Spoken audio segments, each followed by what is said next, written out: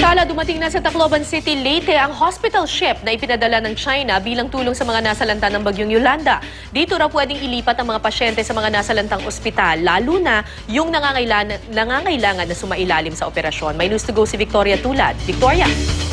Kara, narito na nga sa Tacloban ang hospital ship ng China na tinatawag na The Ark of Mercy Hospital.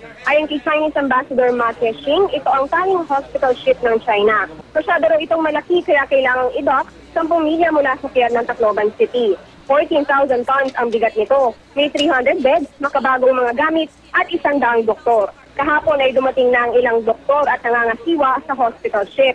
Kaya raw magsagawa ng surgery at iba pang operasyon dito. Bagay na hindi magawa ngayon sa maraming ospital sa Tacloban City at mga kalapit na bayan matapos masira ng bagyo. Dahil nga hindi kayang dumao sa mismong pantalan, dadalhin daw sa barko ang mga pasyente na nangangailangan ng operasyon. Magtatayo rin ng mobile clinics para naman sa mga pasyenteng hindi malala ang kondisyon. Tinanong ng media si Ambassador Ma kung ano ang masasabi niya sa di umano'y mabagal na pagpapadala ng tulong ng China.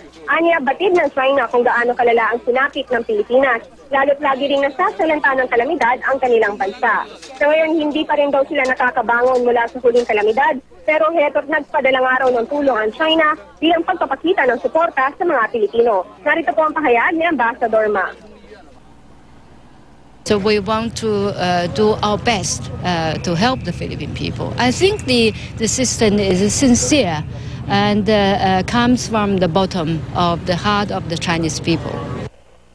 Sa ngayon, Kara, hindi pa tiyak kung hanggang kailan magtatagal sa Tacloban ang Chinese hospital ship. Inaasahan naman na magsisimula ang operasyon nito ngayong araw.